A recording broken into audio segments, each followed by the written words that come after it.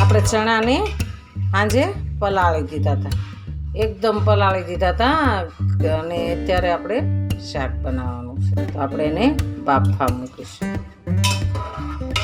આપણા ચણા સરસ બફાઈ જાય, 2-3 સીટી થવા દેવાની છે. તો આપણે એમાં મીઠું એડ કરીશું. આપણે કુકરને બંધ કરી દઈશું. 3 સીટી થવા દેવાની છે. આપણે ચણા સરસ બફાઈ ગયા છે, એકદમ દેશી ચણા લીધા છે, મસ્ત બફાઈ ગયા છે, કોતરી હોતે ઉખડવા મળી છે. તો આપણે હવે એને વઘાર કરીશું.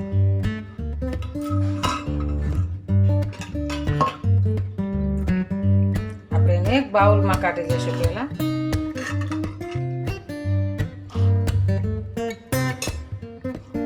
આપણે હવે વઘાર કરીશું. આપણે શાક વઘારીશું. એના માટે આપણે તેલ મૂકીશું. 2 પાવડા તેલ નાખવાનું છે. આપણે થોડુંક અડધી ચમચી જીરું નાખીશું. એમાં આપણે હિંગ નાખીશું. એમાં આપણે મીઠા લીમડાના પત્તા નાખીશું. એમાં આપણે લીલા મરચાં એડ કરીશું. અને થોડી વાર આપણે હલાવી લઈશું. આપણા મરચાં સરસ કમ્પ્લીટ થઈ ગયા. તેમાં આપણે ડુંગળી કટિંગ કરેલી નાખીશું. એને આપણે થોડી વાર સાતરવા દઈશું. એમાં આપણે ટમેટાં કટિંગ કરીને નાખીશું. એને આપણે સરસ સાતરવા દઈશું. આપણે સ્વાદ પ્રમાણે મીઠું નાખીશું. આપણે ખાંડ નાખીશું સ્વાદ પ્રમાણે. અમારે બધા શાકમાં ખાંડ હોય, કારણ કે ખાટું, મીઠું ને ગળું ને એવું ખાવાવાળા. તમારે નાખવી હોય તો ન ખાય, ન નાખવી તો ચાલે. જેવું ઘરે ખાતા હોય એ પ્રમાણે આપણે બનાવવું પડે. એમાં આપણે હળદર નાખીશું, ધાણા જીરું નાખીશું. આપણે સરસ હલાવી દઈશું. એકદમ મસ્ત ગ્રેવી કરવાની છે, એટલે આપણું શાક સારું લાગે. આપણે આ લીલી ચટણી બનાવી છે. એમાં આદુ, લસણ અને લીલા મરચાં, લીલી કોથમરી એ બધું નાખીને બનાવી છે. તો આપણે એમાં એડ કરીશું. એનો સ્વાદ સરસ આવે છે. આપણે એને સરસ હલાવી દઈશું. અડધી ચમચી આપણે લાલ મરચું નાખીશું. એમાં 6 ચમચું પાણી નાખીશું.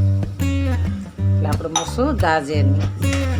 એકદમ સરસ ગ્રેવી થઈ ગઈ છે. એને ઘડીક ઉકળવા દઈશું.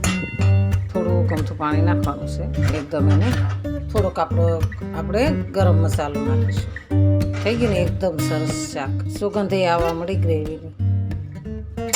આપણે એમાં હવે ચણાને એડ કરી દઈશું.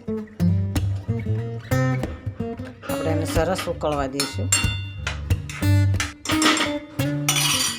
આપણે એને ઢાંકી દઈશું. એકદમ સરસ ઉકળી ગયું છે, મસ્ત થઈ ગયું છે. તો આપણે એમાં લીલા ધાણા એડ કરીશું. આપણે એને હવે ઉતારી લઈશું. આપણું શાક સરસ તૈયાર છે. આપણું ચણાનું શાક સરસ તૈયાર છે.